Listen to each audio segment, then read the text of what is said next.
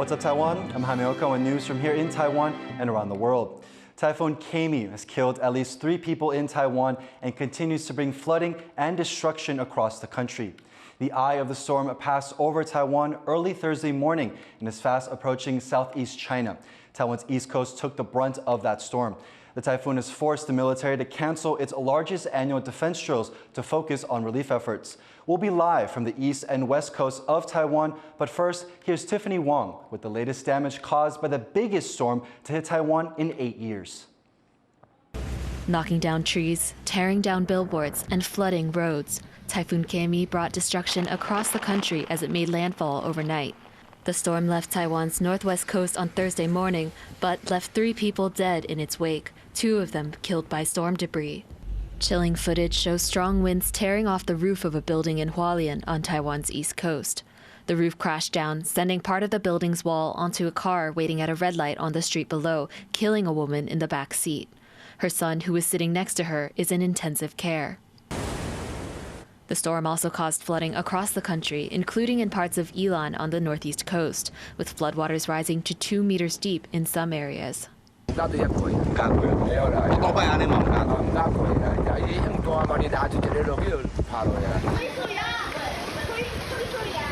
It also brought heavy flooding in the south in Kaohsiung. Recovery efforts are underway, with the government sending rescue and military personnel to aid those in the most hard-hit areas. And authorities are still warning people to be careful of heavy rains on the periphery of the typhoon. 它的外围的环流，甚至它本身的环流和西南季风可能会产生交互作用，因此呢，在苗栗以南的西部的山区，甚至是西半部的平原地区，都有可能会有比较强的降雨发生。 The storm is expected to weaken as it gets further from Taiwan and should clear all parts of the country by early Friday morning. Here in Taipei, the worst of the storm is already over, but school and office closures still remain in place. Now, the city is working to clear up the streets, the debris, as they try to reopen and get life back to normal as soon as possible. Patrick Chen and Tiffany Wong in Taipei for TaiwanPlus. Now, the eye of the storm has left Taiwan and is on the way to China. Our reporter Louise Watt joins us now from Hsinchu in northwestern Taiwan with the latest. I'm at a fishing port that has now become a restricted area. The Coast Guard says that's for safety reasons because we're along the west coast, and it was here where Typhoon Gaemi left Taiwan early Thursday, bringing lots of rain and heavy winds.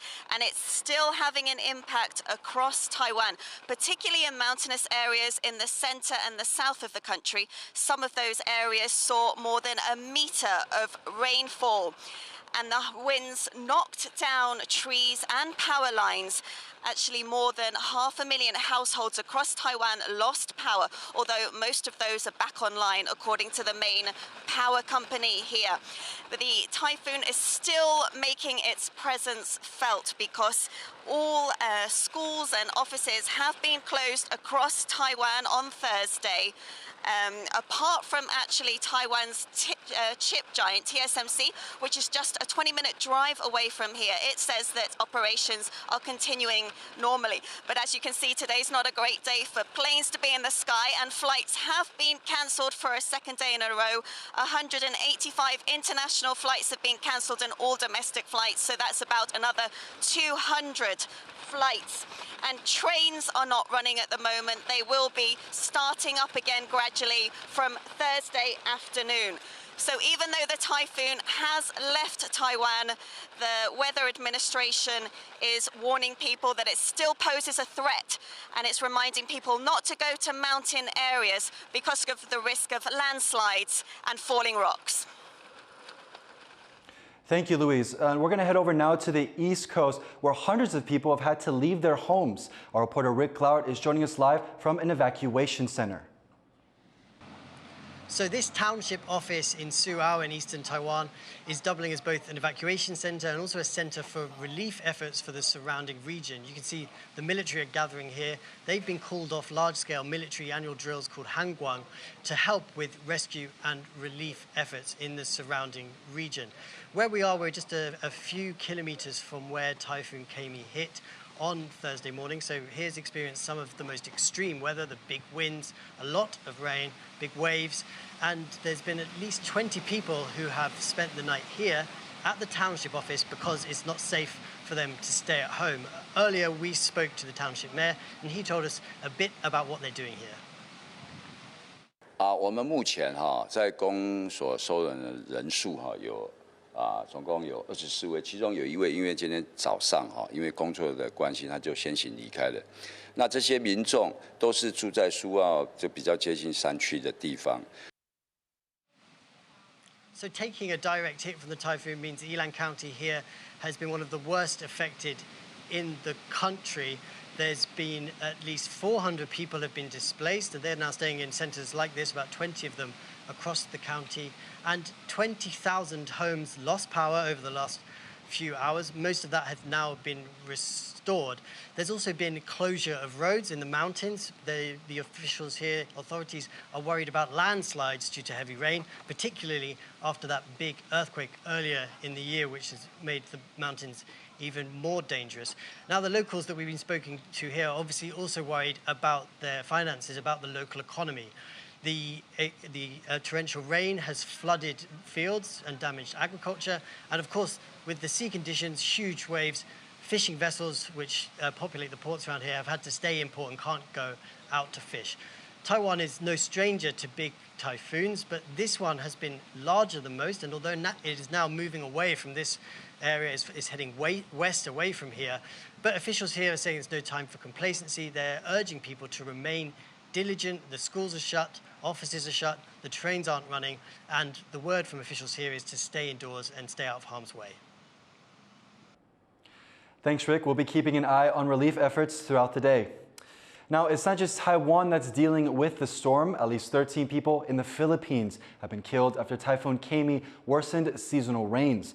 Thousands of people have been displaced, and rescue workers are racing to collect stranded residents. Wesley Lewis has the details.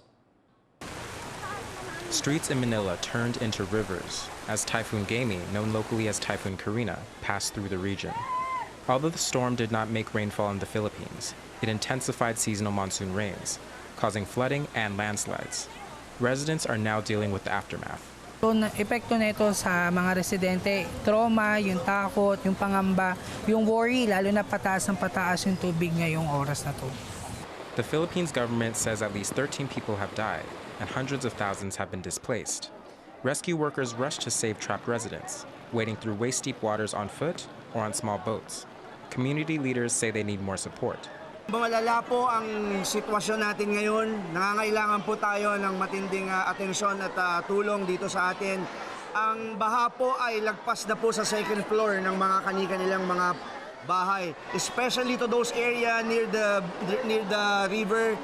Philippine President Ferdinand Marcos Jr. has urged local authorities to expedite food and aid deliveries to isolated rural communities. In the meantime, rescue workers have converted this church into an evacuation center. Hundreds of evacuees from around the capital region have been brought here for shelter and food, but some say their family members still need to be rescued. Marami doon, mga pamangkin ko din. Ang message ko sa kayong dalawang mag-asawa, yun ang paparekso ko sana kaya ang second floor, lublob na. Hanggang liig na nila daw. Some affected residents have returned to their neighborhoods, caked in mud due to flooding. The storm path has since moved away from the Philippines, crossed Taiwan, and is now heading to China. It is set to hit the country's southeastern Fujian and Zhejiang provinces later today, and local authorities have already suspended ferry services. As China braces for the worst, with Typhoon Gaemi headed straight towards Asia's mainland, residents in the Philippines are now coming together to patch up their lives. Chris Ma and Wesley Lewis for TaiwanPlus. We're going to turn now to some international news. Ukrainian President Volodymyr Zelensky says China supports Ukraine's territorial integrity and sovereignty. Here's what he said. А також було підтверджено і те, що мені говорив лідер Китаю Сі Цзіньпінь, що Китай не постачатиме зброю Росії. Детальну доповідь міністра я очікую по поверненню в Україну. The U.S. and other countries have accused China of supplying weapons to Russia for its invasion of Ukraine. Beijing has denied this. Ukraine has been trying to work with Beijing to use its close ties with Moscow to get a peace agreement. U.S. President Joe Biden has explained why he's not running for a second term in a highly anticipated national address from the Oval Office. He says the best way forward for the United States is to pass on the torch to a new generation. Joyce Tseng has more. Days after his shock decision not to seek re-election, U.S. President Joe Biden speaks to the nation in a televised address from the Oval Office. It's been the honor of my life to serve as your president. But in the defense of democracy, which is at stake, I think it's more important than any title. The last time a U.S. incumbent pulled out of the presidential race was 1968, when President Lyndon B. Johnson suddenly dropped out amid political pressure and division around the increasingly unpopular Vietnam War. Biden had been facing growing criticism from within his party to step down, not over U.S. conflicts abroad, but over his own mental acuity, following a shaky debate performance last month. After trailing behind Republican nominee Donald Trump in polls, the 81-year-old incumbent says the best way forward is to pass the torch to a new generation. There is a time and a place for long years of experience in public life. But there's also a time and a place for new voices, fresh voices, yes, younger voices. And that time and place is now. To take on Trump, Biden has endorsed Vice President Kamala Harris, who has gained a lead in party support to become the Democratic nominee. It's a matchup that carries high stakes for the United States. Part of what he accomplished, I think, was to say, look, this is an absolutely critical race that will define the future of this country for, generations to come. Outside the White House, tears from supporters showing gratitude to President Biden for his decades of service. Look around. There are people from all walks of life here today, and they're here united and a grateful heart for the president for his service to our country. And I think that, it's this enthusiasm that's going to bring a Democratic victory in November. Meanwhile, in North Carolina, the Republican nominee, in his first rally since Biden dropped out of the race, unleashed attacks on his likely new opponent, signaling that though the competition has changed, his tactics have not. So now we have a new victim to defeat, Lion Kamala Harris, Lion, L-Y-I-N apostrophe. As for Biden, the president will now focus on serving out his term, pledging several goals, including working towards a ceasefire deal in Gaza and pushing for Supreme Court reform at home.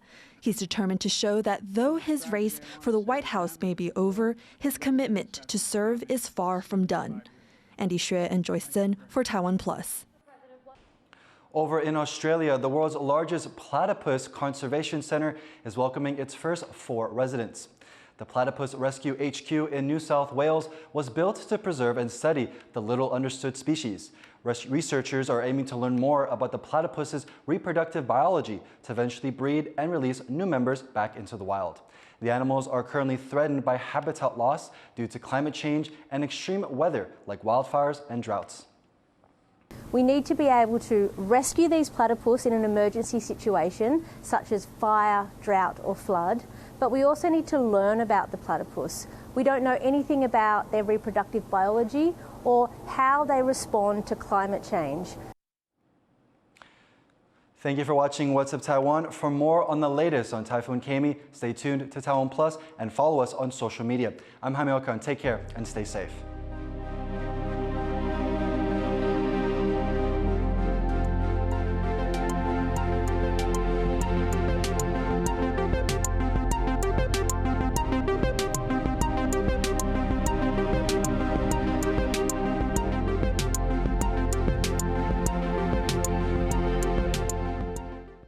For more stories from here in Taiwan and around the world, be sure to check out our social media or visit us at TaiwanPlus.com.